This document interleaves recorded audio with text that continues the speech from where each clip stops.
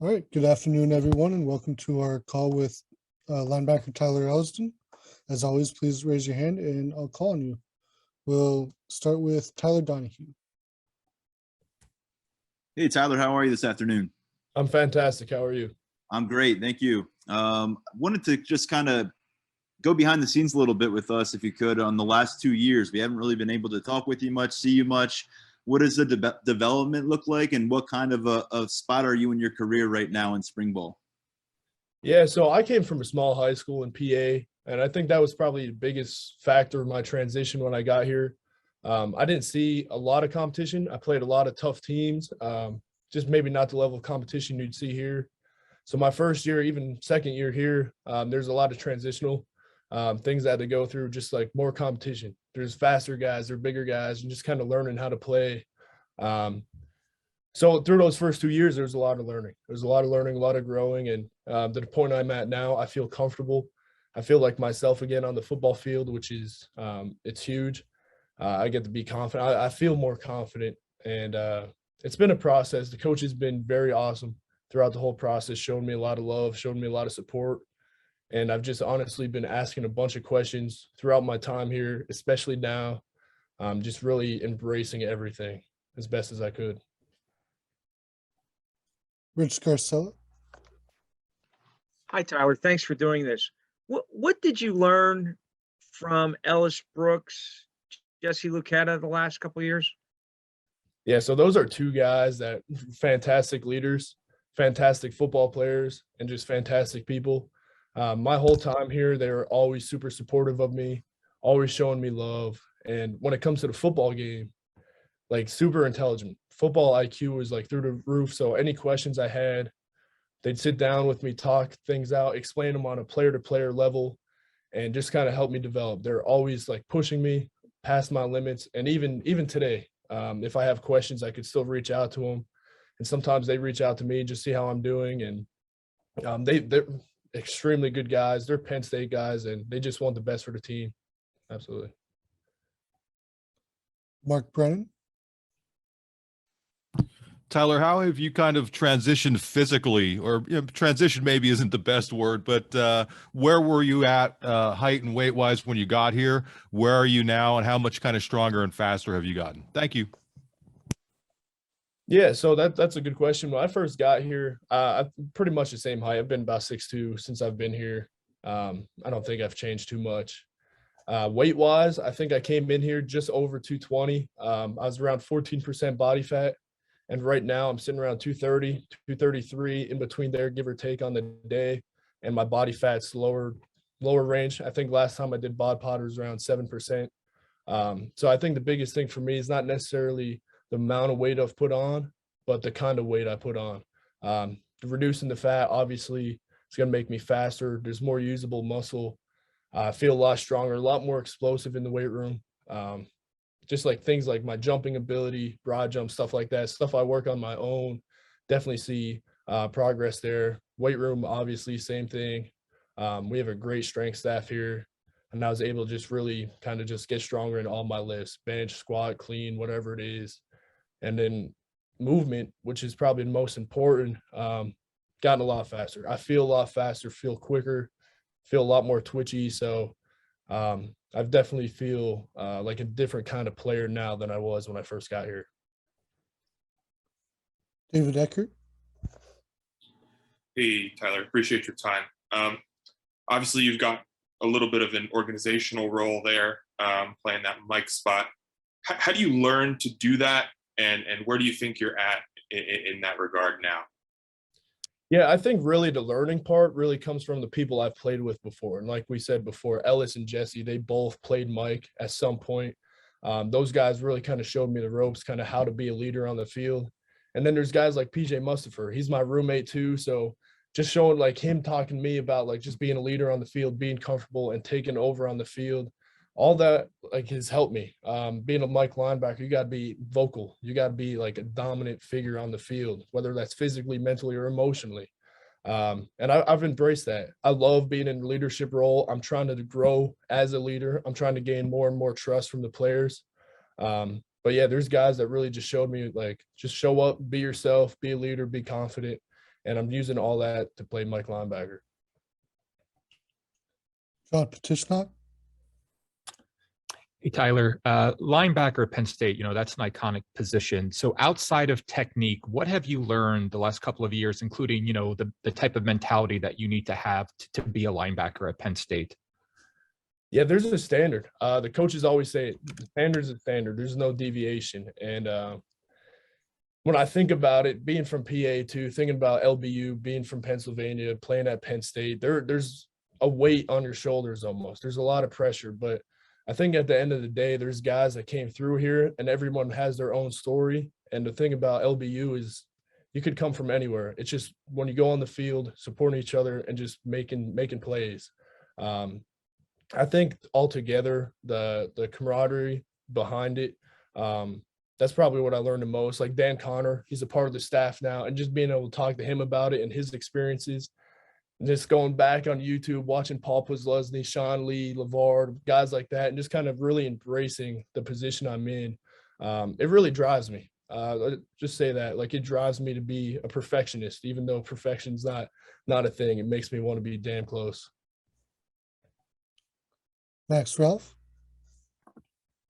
Hey, Tyler, appreciate your time. We've heard a lot about you and Kobe splitting some time at Mike so far this spring. Can you just kind of take us through both the competition aspect and just what your relationship is with him? Yeah, so Kobe's a great guy. Obviously, if you look at him physically, he's ready. Mentally, he's ready. He's maturing. Him and Jamari have both matured greatly. All the linebackers have. When you lose older guys in the room, everybody kind of has to step up, and I think everybody has. The competition itself is awesome. It keeps me on my toes. It keeps him on his toes, and it just drives us to get better. And I think we're very selfless in it. No matter who's on the field, even though we're competing, we're really pushing each other to be the best versions of ourselves. So I think it's a very healthy relationship between me and Kobe. Daniel Gallen. Hey, Tyler, at this point in spring practice, what is kind of the Manny Diaz on-field experience like, and how has kind of your relationship with him evolved going from the classroom to the field and just over time? Yeah, so Manny is Coach Diaz has a lot of fire. And that's one thing I noticed when he first got here. During the bowl trip, he's kind of more laid back. I think he was just really just taking everything in. But just the moment he had us and we started practicing together, and he shows a lot of passion. And I love that. It makes me want to play for him. And he wants to do well for us, and he wants us to do well for him. So I think he's a great coach in that aspect, very good leader. He understands the game very well, and he understands the player very well. So I'm super glad the relationship has gone the way it has so far. Pretty open line of communication. I think that's really important out of a Mike and a coach, especially D coordinator and linebacker coach. So we have a good relationship in that aspect, and he just really just drives us to be the best player possible. He wants us to be playing downhill. He wants to make TFLs. He wants to create disruptions. He wants be tight in coverage. So he's a great coach, and so far it's been fantastic. Tyler Donahue. Yeah, one thing that we talked about on the practice field with Manny last week was Adisa Isaac and his ability to get going and really help this defense out. What has it been like seeing him back on the field in front of you, and what kind of a boost will this defense get from him being healthy? Yeah, he's a fantastic player. I'm super glad he's back. The athleticism he has is unmatched. He's super twitchy. He's super fast. He has a great understanding of the game. It almost seems like he never had an injury. He came back. He started playing. He's working out with us again, and it's really good to see him. He's going to be definitely a huge aspect of our defense. Obviously, his pass rush game is critical to us. But overall, run defense, just mentally knowing what to do, being a leader on the defensive line, it's huge to have him back. Rich Garcella. Tyler, why did you want to play at Penn State? And can you tell us what it means to be a kid from Schuylkill County playing at Penn State? Because I understand how big it is there. Yeah, no, absolutely. I'm glad you asked about Schuylkill County. So playing at Penn State was kind of a dream come true. I was kind of recruited pretty late, just overall from colleges. I think I was going my senior year before I got any attention. Penn State was obviously my last offer, and I committed almost immediately. I think when they offered me, I said, yeah, I'm 99.9% sure this is where I'm coming. And my mom's like, yeah, I'll give the 0.1% you're coming here. So it was super good. It was a dream. It was a dream, and I'm glad everything worked out. Being from Schuylkill County, everyone's a Penn State fan. I always say this story. We have an ice cream joint. It's called Chill Out. We always go there. And if you go in the bathroom, just wash your hands, go to the bathroom, whatever, there's a big picture of Beaver Stadium. And I just think it's funny because you can never really escape Penn State football from where I'm from. Super small town. When I got the offer, it was almost like they're about to throw a parade for me. That's what it felt like. My neighbors had jerseys out hanging out their windows and everything. So it was super important to me, but I think it was super important for my community as well. And, you know, I love that. Whenever I go to practice, I think about them, and it drives me to be the best version of myself. Seth Engel. Tyler, can you detail John Sutherland's transition to the linebacker group? Yeah, so since he played safety, he brings a different aspect to the room. He's extremely intelligent. He has a lot of experience in coverage, and he has a good understanding of the secondary in general. So when he came into the LB room, he had a little transitional phase playing linebacker, but he took it on full head of steam. He's done very well with it, honestly. He plays hard. He's relentless. He does everything right. He does everything that he needs to do and more. But I think the biggest thing for him and for us as a unit, his knowledge of the game has elevated all of us. John Petitschnott. Hey, Tyler, did you say you're roommates with PJ Mustafer? I am, yes. I mean, he's got a big personality. I can only imagine what that's like. How has he been, you know, as a teammate, as a friend, and having that close proximity to him? Just how has he helped you develop during your time here? Yeah, so when I first got here, he's obviously already a big dog on the team. And I ended up moving in with him, just kind of how things worked out. We kind of needed 3 more people, me and my Nick Dawkins. And so we moved in with some older kids, and he was one of them. And at first I was a little intimidated, I'll be honest with you. But like you said, he has a great personality. We started opening up, started talking, and like now I could honestly say like we're super close friends. I'd call him one of my best friends, and I think he'd say the same. Which for me, that's huge. He's a leader on the defense, leader on the defensive line. So we watch film all the time together. We hook it up to our TV. Me and him go through stuff all the time. It's just nice to have that resource. It's nice to have that personality as well, and it makes the relationship real smooth. Time for 2 more. Tyler Donahue. Yeah, we understand you had your first scrimmage last Friday, and probably a lot of anticipation to get out there and kind of ramp up the intensity. How do you think it went for you guys defensively, especially from that communication standpoint? Because I'd imagine maybe there were some more live bullets than what you normally have on the practice field. Yeah, I think the scrimmage went well overall. The offense threw a lot at us, and they executed very well. But the defense threw a lot at them, and we executed very well. I think overall it was a great scrimmage. I don't think anybody slowed down. The communication was very smooth. We played fast. We played hard. We made plays. I think overall it was awesome to see.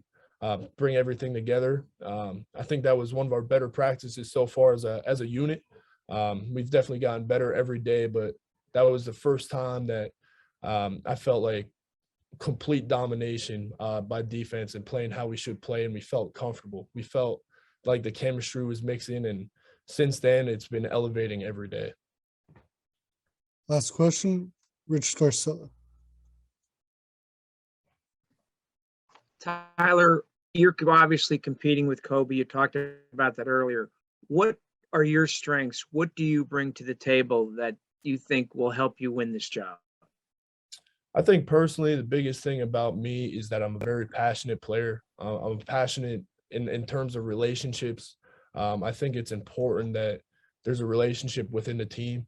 I want to play hard for the guys that I have love for. Those guys are my brothers at the end of the day.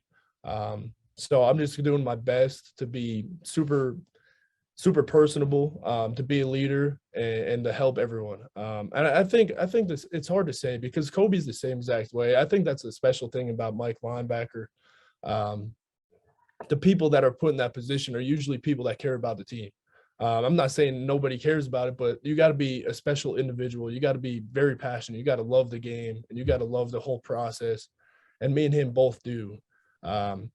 So I think just mentally, just approaching every day, trying to get better, trying to learn the game as well as I can, are things that I focus on. But as a defense, as a unit, that's what we always focus on.